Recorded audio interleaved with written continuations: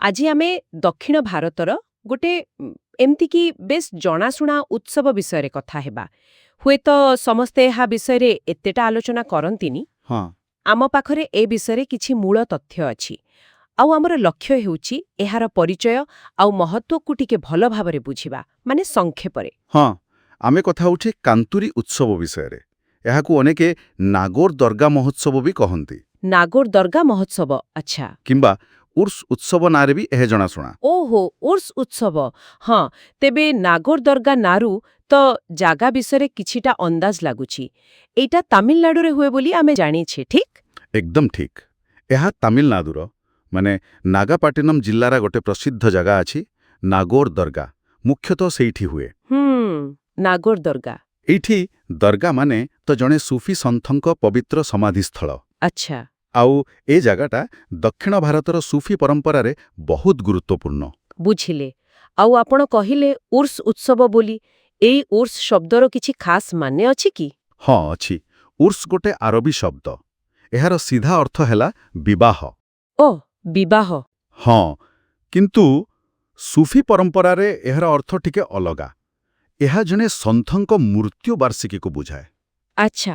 ମାନେ ଯେଉଁଦିନ ତାଙ୍କ ଆତ୍ମା ପରମାତ୍ମାଙ୍କ ସହ ମିଳିତ ହୁଏ ବୋଲି ବିଶ୍ୱାସ କରାଯାଏ।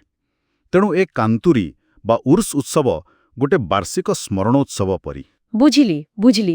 ତେବେ କାହା ସ୍ମୃତିରେ ଏହା ପାଳନ କରାଯାଏ? ମାନେ ଏହା ପଛର ମୁଖ୍ୟ କାରଣ କ'ଣ? ଏଇଟା 16ଶ ଶତାବ୍ଦୀର କଥା। ସେତେବେଳେ ତ ଜଣେ ବହୁତ ପ୍ରସିଦ୍ଧ ସୁଫି ସନ୍ଥ ଥିଲେ, ହଜରତ ଶାହୁଲ ହମିଦ କାଦିରୱାଲି। ହଜରତ ଶାହୁଲ ହମିଦ। ହଁ, ତାଙ୍କରି ମୃତ୍ୟୁବାର୍ଷିକୀ ଅବସରରେ ଏ ଉତ୍ସବ ପାଳନ ହୁଏ। ତାଙ୍କୁ ଲୋକେ ନାଗୋର ଆଣ୍ଡୋବର ବି କହନ୍ତି।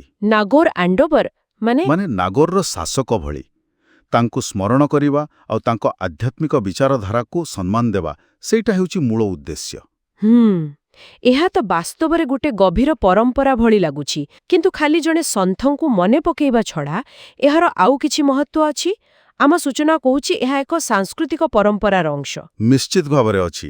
ଏଠି ସବୁଠୁ ମଜାଦାର କଥା କ'ଣ ଜାଣନ୍ତି? କ'ଣ? ଏ ଉତ୍ସବଟା ଖାଲି ଗୋଟେ ଧାର୍ମିକ କାର୍ଯ୍ୟକ୍ରମ ହିଁ ରହିନି।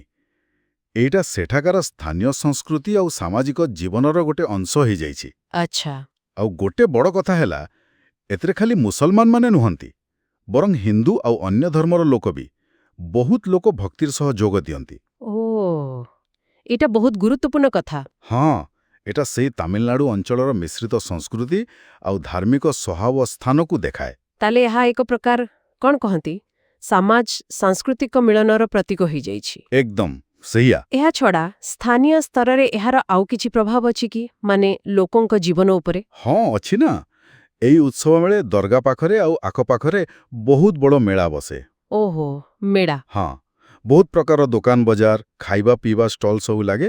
ତେଣୁ ଏଇଟା ସେଠାକାର କାରିଗର, ଛୋଟ ବ୍ୟବସାୟୀଙ୍କ ପାଇଁ ରୋଜଗାରର ଗୋଟେ ବଡ଼ ସମୟ। ଆଚ୍ଛା, ତାହେଲେ ଏହାର ଗୋଟେ ସାମାଜିକ ଅର୍ଥନୈତିକ ଦିଗ ବି ଅଛି। ନିଶ୍ଚୟ। ତେବେ ଏଥିରୁ ସ୍ପଷ୍ଟ ହେଉଛି ଯେ କାନ୍ତୁରୀ ଉତ୍ସବ ଖାଲି ଗୋଟେ ଧାର୍ମିକ କି ସାଂସ୍କୃତିକ ଘଟଣା ନୁହେଁ, ଏଇଟା ଏମିତିକି ଗୋଟେ ବହୁସ୍ତରୀୟ ପରମ୍ପରା ଯାହା ସ୍ଥାନୀୟ ସମାଜର ବହୁତ ଦିଗକୁ ଛୁଉଁଛି। ଏକଦମ ଠିକ କହିଲେ। ମୋଟାମୋଟି ଭାବେ ଦେଖିଲେ କାନ୍ତୁରୀ ଉତ୍ସବ ହେଲା ତାମିଲନାଡୁର ନାଗୋର ଦର୍ଗାରେ ପାଳନ ହେଉଥିବା ଗୋଟେ ବାର୍ଷିକ ସ୍ମାରକୀୟ ଉତ୍ସବ। ଏହା ସୁଫି ସନ୍ଥ ଶାହୁଲ ହମିଦଙ୍କ ସହ ଜଡ଼ିତ। ଆଉ ଏହା ଧାର୍ମିକ ସମନ୍ୱୟ, ସ୍ଥାନୀୟ ସଂସ୍କୃତି ଆଉ ସୁଫି ପରମ୍ପରାର ଗୋଟେ ଜୀବନ୍ତ ଉଦାହରଣ। ବାଃ, ଏ ସୂଚନାଗୁଡ଼ିକ ବାସ୍ତବରେ ବହୁତ କାମରେ ଆସିଲା। ମାନେ ଆମକୁ ଗୋଟେ ନିର୍ଦ୍ଦିଷ୍ଟ ଅଞ୍ଚଳର ଏକ ସ୍ୱତନ୍ତ୍ର ପରମ୍ପରା ବିଷୟରେ ଭଲ ଭାବରେ ଜାଣିବାକୁ ମିଳିଲା। ଆଉ ଯଦି ଆମେ ଟିକେ ବଡ଼ ଚିତ୍ର ଦେଖିବା, ତାହେଲେ ଏଇଟା ଦେଖାଉଛି କେମିତି ଶହ ଶହ ବର୍ଷ ପୁରୁଣା ଆଧ୍ୟାତ୍ମିକ ପରମ୍ପରା ଆଜିର ସମୟରେ ବି ନିଜର ପ୍ରାସଙ୍ଗିକତା ରଖିପାରୁଛି ଆଉ ଅଲଗା ଅଲଗା ସମ୍ପ୍ରଦାୟର ଲୋକଙ୍କୁ ଏକାଠି ଆଣିପାରୁଛି। ଠିକ୍ କଥା, ଏକଦମ ଠିକ୍। ଶେଷରେ ଗୋଟେ କଥା ମନକୁ ଆସୁଛି। କୁହନ୍ତୁ। ଏଇ ଯୋଉ ଐତିହାସିକ ଆଉ ଧାର୍ମିକ ସ୍ଥାନ ସହ ଜଡ଼ିତ ଉତ୍ସବଗୁଡ଼ିକ ଅଛି, ସମୟ ସାଙ୍ଗରେ ଏଗୁଡ଼ିକ କେମିତି ନିଜର ରୂପ ବଦଳାଏ ଆଉ ନୂଆ ପିଢ଼ି ପାଇଁ ସ୍ଥାନୀୟ ସଂସ୍କୃତି ଆଉ ପରିଚୟକୁ ବଞ୍ଚେଇ ରଖିବାରେ କି ଭୂମିକା ନିଭାଏ, ଏଟା ଭାବିବାର କଥା ନା? ହଁ, ନିଶ୍ଚୟ। ଏହା ଏକ ଗଭୀର ଅନୁଧ୍ୟାନର ବିଷୟ।